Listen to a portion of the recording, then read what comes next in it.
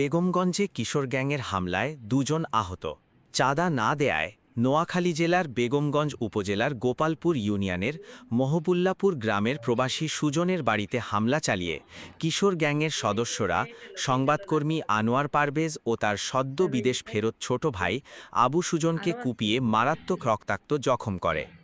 আহতরা স্থানীয় হাসপাতালে চিকিৎসাধীন রয়েছে।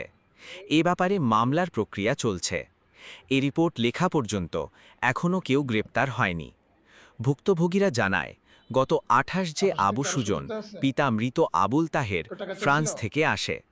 গত ২৮ জুন সে দিবাগত রাত ১২টা ৩০ মিনিটে তার ঘরের সামনে বসে আছে।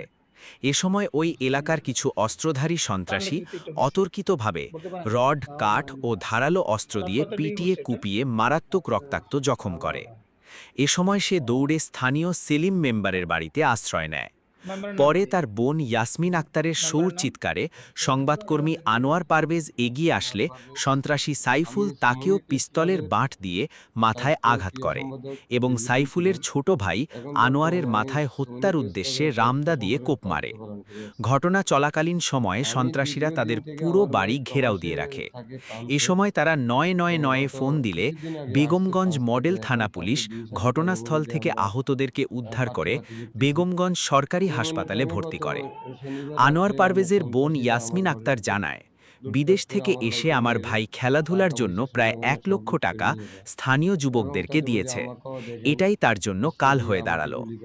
এ ব্যাপারে তারা দোষীদের গ্রেপ্তার করে দৃষ্টান্তমূলক শাস্তি দেওয়ার জন্য প্রশাসনের দৃষ্টি আকর্ষণ করছে।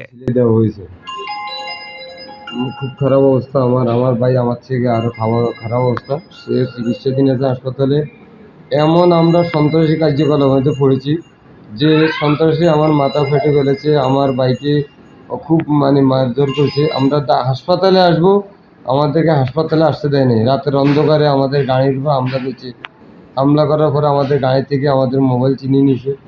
আমাদেরকে মাঝে আমরা 999-এ ফোন দিয়ে বাংলাদেশ পুলিশ থেকে আমরা সজিল থেকে নিয়ে বেগমগঞ্জ মডেল থানার ওসি সাহেবকে ধন্যবাদ। উনি তাৎক্ষণিকভাবে ফোন দিয়ে ডিউটি অফিসারকে পাঠিয়ে আমাদেরকে এই ঘটনাস্থল থেকে উদ্ধার করে এনে রাতে 2টা বাজে নোয়াখালী বেগমগঞ্জ সদর হাসপাতালে আমাদেরকে চিকিৎসা দেয়। আমরা চিকিৎসা নিয়ে এখন পর্যন্ত আসি। ইনশাল্লাহ আমরা বাংলাদেশ পুলিশ এবং কি নোয়াখালী জেলা পুলিশ মহোদয়ের কাছে আকুল আবেদন যে গ্রামে কিশোর গ্যাংয়ের সদস্য কিশোর গ্যাং যায়, এই জুনাইদ, এই মোহন, এই সাকিব, এদের কাছে অত্যাধুনিক অস্ত্র, এই অস্ত্র আমার এলাকার সকল লোকে নারী পুরুষ যতজন উপস্থিত ছিল সকলেই দেখছে এই অত্যাধুনিক অস্ত্রগুলো। এই অস্ত্রগুলো উদ্ধার করার জন্য আমি আমাদের মাননীয় এমপি মহোদয় জনাব বরকতুল্লাহ বুলুর নিকট আকুল আবেদন জানাচ্ছি যে এই কিশোর গ্যাংয়ের সদস্যদেরকে অস্ত্রসহ গ্রেপ্তার করে অতি অবিলম্বে আপনার তাদের বিচার করা হোক।